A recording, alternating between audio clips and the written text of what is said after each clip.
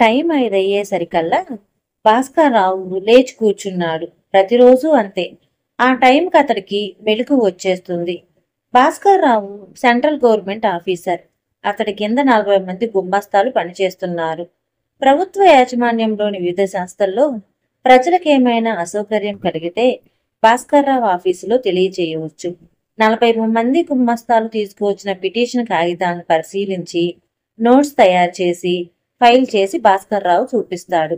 భాస్కర్రావు వాటిని ఆయా మంత్రుల కార్యాలయాలకు పంపుతాడు. భాస్కర్రావు నుంచి తరచూ ఫిర్యాదులు వినటం ఏ మంత్రికి ఇష్టం ఉండదు. ఆ ఫిర్యాదుల్లో మంత్రులకు ఇబ్బంది కలిగించే విషయాలు కూడా ఎన్నో ఉంటాయి. అందుకే భాస్కర్రావు ఆఫీసులో నిద్ర అలవాటు చేసుకున్నాడు. ప్రతిరోజు ఉదయం సాయంత్రం కలిపి కనీసం 4 గంటలైనా నిద్రపోతాడు. ఈ కారణంగా ఇంట్లో నిద్ర పట్టదు అతనికి. నిద్ర పట్టకపోతే బాధ లేదు అతనికి. అతడి భార్య రాధకు విపరీతమైన నిద్ర. రాత్రి 9 అయ్యేసరికి ఆమె కళ్ళు మూతలు పడిపోతాయి. ఆ తర్వాత ఉదయం 7 దాకా ఆమె కళ్ళు తెరవదు. మనిషి కదలదు. పొరపాటున భాస్కర్రావు ఆమెను కదిపాడో మెలకు ఉన్నప్పుడు కూడా ఆమెను తాకే అర్హత కోల్పోతాడు. రాధ అందమైనదే, మనసు మంచిదే, కానీ మాట దురుసు, మనిషి దూకుడు. భాస్కర్రావు మొహమాటస్తుడు కావటం వల్ల ఆమె అతన్ని కొంగును ముడేసుకోగలిగింది. ఇంట్లో అన్నిటికీ ఆమె మాటే సాగాలి. అందుకేనేమో అదనపు అర్హత కూడా ఉంది.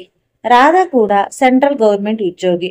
ప్రాచీన సాహిత్యానికి సంబంధించిన గ్రంథాలన్నీ వంతుల వారీగా చదివి ఆధునిక జీవితానికి పనికి వచ్చే విశేషాలను వాటి నుండి సేకరించాలామ. హిందీ, ఇంగ్లీష్ భాషల్లో వ్యాసాలు రాయగల శక్తి ఉన్న వారికి ఆ ఉద్యోగం. రాధ తెలివిదే కాక ఆ 2 భాషల్లోనూ ప్రావీణ్యం సంపాదించుకున్నందువలన ఉద్యోగం ఆమెకు వచ్చింది. ఉద్యోగాన్ని బట్టి ఆమె ఆఫీసులో తెగ చదవాలి. అందువల్ల ఇంటికి వచ్చేసరికి ఆమె బాగా అలసటగా ఫీల్ అవుతుంది. ఆ రోజు భాస్కర్రావు ఆఫీసులో అతడి గదికి సున్నం వేసే కార్యక్రమం ఉంది. అందువల్ల అతడు గుమ్మస్తాలతో పాటు హాల్లోనే తను కూర్చోవాలి. అది భాస్కర్రావుకి ఇష్టం లేదు. తను ఆఫీసర్ అన్న అహం అతడికి లేదు. నిద్రపోకుండా అతడుండలేడు. తన కింది ఉద్యోగుల మధ్య నిద్రపోవటం అతడికి ఇష్టం లేదు. అందువల్ల ఆ రోజు సెలవు పెట్టాలని అతడు అనుకున్నాడు. అందుకే నిన్న సాయంత్రం రాధకు చెప్పాడు మరునాడు సెలవు పెడదామని. రాధ ససేమిరా అంది. సెలవులిలా వృధా చేసుకోకూడదు, అవసరమైనప్పుడే ఉపయోగించుకోవాలి అంటూ భర్తకామ పెద్ద ఉపన్యాసం కూడా ఇచ్చింది. భాస్కర్రావు నిరుత్సాహపడి ఆ రోజు తను పెందరాళ్ళే పండుకొని ఆలస్యంగా నిద్రలేవాలనుకున్నాడు. రాధ మామూలుగా 9కే పడుకుంది. పడుకోగానే శవంలా మారిపోయింది. ఎంత ప్రయత్నించినా భాస్కర్రావుకి ఒక పట్టాన నిద్ర రాలేదు. మామూలుగా 11 అయింది పడుకునేసరికి. ఆలస్యంగా లేద్దామనుకున్నాడు. కానీ మళ్ళీ ఇప్పుడు 5కే మెలుగు వచ్చింది. రాధ ఇంకా ఒళ్ళు తెలియకుండా నిద్రపోతుంది. భాస్కర్రావు స్నానం అది పూర్తి చేసేటప్పటికి టైం 6 అయింది. పాలవాడు కాలింగ్ బెల్ కొట్టాడు. భాస్కర్రావు గిన్నె తీసుకుని వెళ్ళి పాలు పోయించుకున్నాడు. తలుపు వేసుకోబోతుండగా అంకుల్ అన్న గొంతు వినపడింది. అప్పుడు చూశాడు భాస్కర్రావు. పాలవాడి వెనక నుంచి గోపి ముందుకు వచ్చాడు. అప్రయత్నంగా భాస్కర్రావు ఎదురింటి వైపు చూశాడు. అక్కడ సీత ఉంది. ఆమె భాస్కర్రావు వంక చూసి మనోహరంగా నవ్వింది. సీత చాలా అందంగా ఉంటుంది, కానీ ఇంకా చాలా అందంగా నవ్వుతుంది. ఆమె నవ్వుకు భాస్కర్రావు చిత్తైపోయాడు. సీత గోపి అక్క. బిఏ ఫైనల్ ఇయర్లో ఉంది. ఆమెకు పుస్తకాలు పిచ్చి. రోజు ఆఫీస్ నుండి వచ్చేటప్పుడు రాధని పలకరిస్తుంది సీత. ఆ విషయం ఈ విషయం అడిగినట్లు అడిగి రాధ దగ్గర ఏమేం పుస్తకాలు ఉన్నాయో తెలుసుకుంటుంది. కానీ రాధ అవేమీ అడగదు. పుస్తకాలు ఇవ్వని రాధ నిర్మోహమాటంగా చెప్పేస్తుంది. అందుకని మర్నాడు ఉదయం గోపిని పంపి తన గుమ్మంలో నిలబడుతుంది. ఆ సమయానికి రాధ నిద్రలేవదన్న విషయం అందరికీ తెలిసిన రహస్యం. రహస్యం ఎందుకంటే రాధ ముందెవరు ఆ నిజాన్ని తెలియనట్టే నటిస్తారు. రాధలో ఏదో హుందాతనం ఉంది. అంతా ఆమెకు భయపడతారు. అంతా ఆమెను గౌరవిస్తారు. ఏమిట్రా అన్నాడు భాస్కర్రావు గోపి వంక తిరిగి. మీ దగ్గర ఆశాదీపం నవలుందంట కదా, మా అక్కకు కావాలట. చదివి సాయంత్రానికల్లా ఇచ్చేస్తానంది అన్నాడు గోపి. భాస్కర్రావు ఇంటింట సొంత గ్రంథాలయంలో మెంబరు. అది కాక చాలా పత్రికలు కొంటాడు. అటుపైన రాధ రోజు ఆఫీస్ నుండి వచ్చేటప్పుడు స్నేహితులను అడిగి పుస్తకాల షాపు నుంచి కొన్ని పుస్తకాలు తెస్తూ ఉంటుంది. చూస్తానుండు అని భాస్కర్రావు లోపలికి వెళ్ళాడు. బీరువాలో పుస్తకం ఉంది. సీతకు పుస్తకాలిస్తే రాధ దెబ్బలాడుతుందని అతడికి తెలుసు. అతడికి మొహమాటం. నవల తీపి కోసం గోపి వచ్చి గుమ్మం దాకా వెళ్ళాడని తెలిస్తే బాగుండదని సీత అతడి వంక కృతజ్ఞత నిండిన చూపులతో చూస్తుంది. అది ఇచ్చిన తర్వాత భాస్కర్రావు తలుపులు వేసుకున్నాడు. టైం ఏడయ్యే వరకు అతడు శ్రద్ధగా పేపర్ చదివాడు. పేపర్తో పాటు పత్రికలేవీ రాకపోవటం వల్ల అతడి పేపర్లో మైనర్ డీటెయిల్స్ కూడా వదలకుండా చదివాడు. 7ంటికి అలారం మోగింది. రాధ నిద్ర లేచింది. అలారానికి బదులు భాస్కర్రావు రాధను లేపొచ్చు, కానీ అందులో చాలా ఇబ్బందులు ఉన్నాయి. సరిగ్గా 7ంటికి లేపితే ఇంకా మత్తుగా ఉందండి. మరి అంత 7 అంటే 7కే లేపాలా అంటుంది రాధ. ఆలస్యంగా లేపితే ఇంత ఆలస్యంగా లేపారు, ఇద్దరం ఆఫీస్కి వెళ్ళాలి కదా అంటుంది.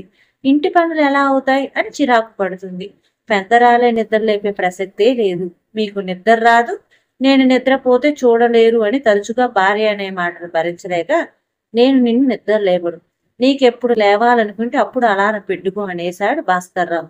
ఇప్పుడు భాస్కర్రావు తినే తిట్లని అలారం టైం తిడుతుంది. రాధ లేచి రెడీ అయ్యి వంటింట్లోకి వెళ్ళింది. కాఫీ కలిపి తెచ్చింది. భార్యాభర్తలిద్దరూ కాఫీలు తాగారు. తర్వాత భాస్కర్రావు సాయం చేస్తుండగా ఆమె వంట చేసింది. భోజనాలు చెయ్యబోయింది. ఇద్దరు నువ్వు శ్రమ పడ్డావంటే నువ్వు శ్రమ పడ్డావని పరస్పరం అభినందించుకుంటారు. భోజనాలైపోయాయి. వంట చాలా బాగుంది అన్నాడు భాస్కర్రావు. మీరు సాయం చెయ్యకపోతే ఇంత బాగా కుదిరేది కాదు అంది రాధ. తర్వాత ఇద్దరు ఆఫీస్కి రెడీ కాబోయారు. భాస్కర్రావు తన బ్రీఫ్ కేస్ సర్దుకుంటుండగా ఏమండి అని పొలికేక విని కంగారుగా పరుగున వెళ్ళాడు. రాధకు కరెంట్ షాక్ ఏమైనా కొట్టిందేమోనని అతడు భయపడ్డాడు. రాధ పుస్తకాల బిరువ ముందుంది. ఇందులో ఆశాదీపం నవల కనపడటం లేదు అందామె. భాస్కర్రావు గుండెల్లో రాయి పడింది. ఏమన్నాడు? అది నా స్నేహితురాలిది. ఈ రోజు రిటర్న్ చేస్తానని మాటిచ్చాను. పర్వాలేదులే, సారీ చెప్పు. ఆమె పుస్తకాన్ని అద్దెకు తెచ్చుకుందండి అంది రాధ. దాందేముందిరే, ఆ అద్దె మనమిద్దాం. ఎందుకంత కంగారు పడతావు? ఆ పుస్తకం పోయిందేమోనని నాకు చాలా టెన్షన్గా ఉంది, అనుమానంగా ఉంది అని అంటుంది రాధ. పోతే కొనిద్దాంలే, మీరు కానీ ఎవరికైనా ఇచ్చారా అని అనుమానంగా అడిగింది రాధ. అది నేనెవరికి ఇస్తాను చెప్పు అని గట్టిగా చెప్తాడు భాస్కర్రావు. ఇంకెవరికి? ఆ సీతకి. రాధ అన్న మాట తీరు చూసి నిజం చెప్పటంలోనే ప్రమాదం భాస్కర్రావుకి అర్థమైంది. నేనెందుకు ఇస్తాను చెప్పు రాధా అంటాడు భాస్కర్రావు. భర్త తనకు అబద్ధం చెప్పడని రాధ నమ్మకం. కాస్త వెతికి పెట్టండి, అవతల ఆఫీస్కి టైం అయిపోతుంది అంది.